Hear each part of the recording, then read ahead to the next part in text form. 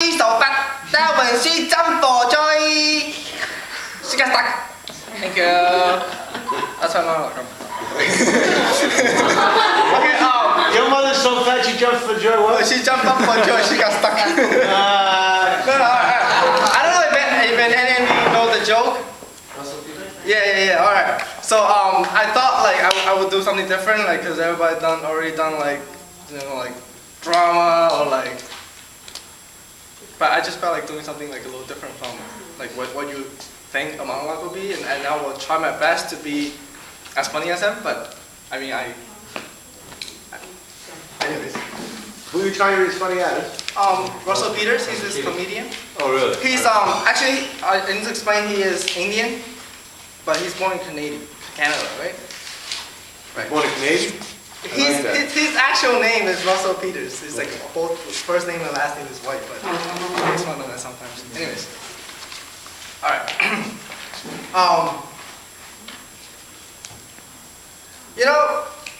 I realized as time passes by that Chinese people and Indian people just can't do business together.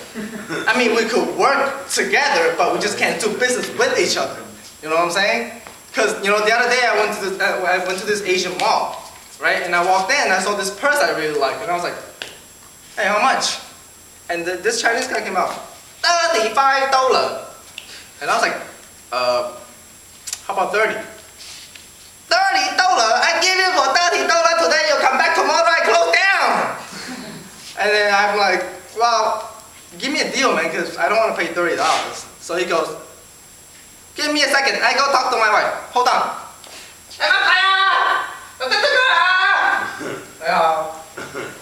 Okay, you look like a nice guy. I give you best price, $34.50. $34.50? That's 50 cents, man. 50 cents is a lot of money.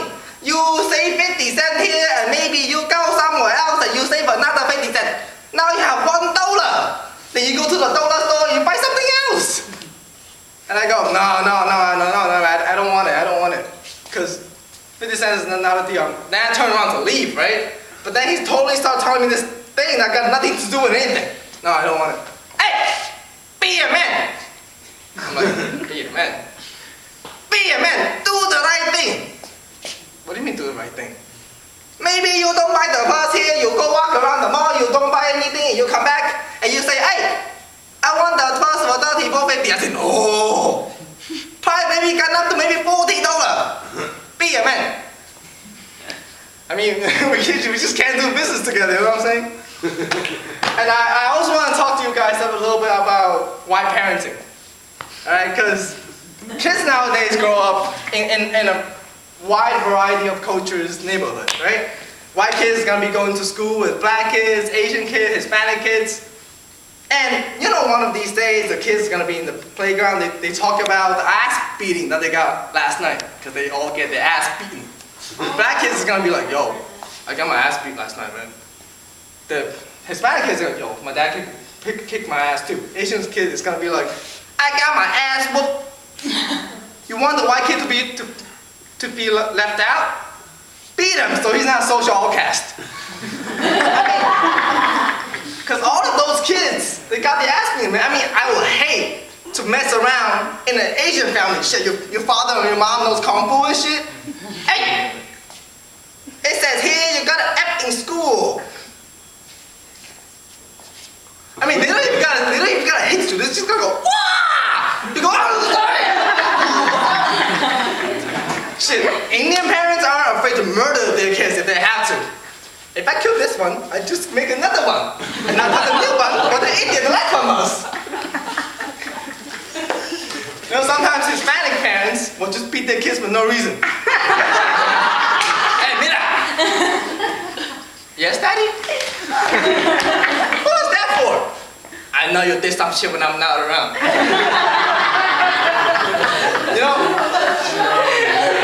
One of these days, the white kid is gonna come over and hang out with the other kids. Now we're gonna think the white kid is so cool, he's so nice and cool that we're gonna be just like him. But everything is gonna be fine until we start taking that white kid's fucked up advice on how to deal with our parents.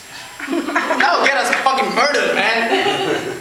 So I knew this kid, Ryan, when I was 10 years old.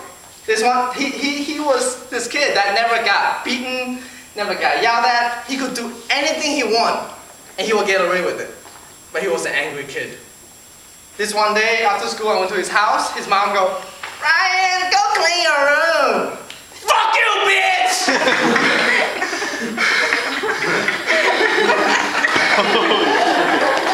I'm like, "Ryan, you can't talk to your dad. You can't talk to your mom like that." "Yes, I can. She's a jackass." "Don't say that, man. She's gonna beat you." "No, she won't. She's not allowed to." "What are you talking about? My dad beats me." "Oh yeah? Next time he tries to beat you, tell him to fuck off." "Are you sure?"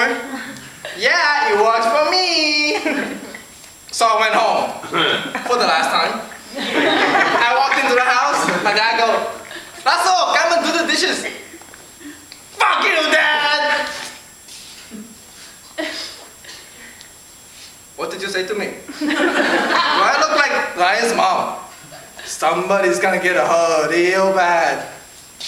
That's my dad's prayer every time he beats me. Somebody's gonna get hurt real bad. You know, I hate that threat. You know why? Because he never tell you who. He tell you somebody, but he never tell you it was you. I mean, you know it was you, but he give you this hope. Somebody's gonna get hurt real bad. I'm not saying who. Oh, but I think you know him very well. So,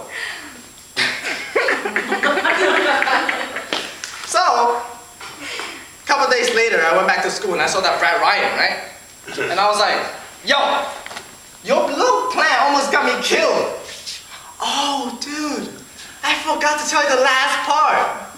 If he's still gonna beat you, threaten to call child service." "Child service? Why?" "Well, if you call child service, they're gonna come and take your dad away, and then he's gonna get into a lot of trouble." Trust me, it works. You don't even have to call, just pretend you will scare the shit out of him. You're 10-year-old and you figure out how to scare the shit out of your dad? That's like fucking finding kryptonite. So I went home, and the next time I was gonna get my beating, I stopped my dad and go, "Don't do it, Dad! I'll phone child service." Have you ever had your parents call you bluff? "You do what?" "I'll phone child service." "Is that right?" "Ooh, bird. Well, let me get you the phone, tough guy." What are you doing?" "Getting you the phone." "But if I call the child service, you're gonna get into trouble." "Oh, I might get into a little bit of trouble. But I know it's gonna take them 23 minutes to get here. In that time, somebody's gonna get hurt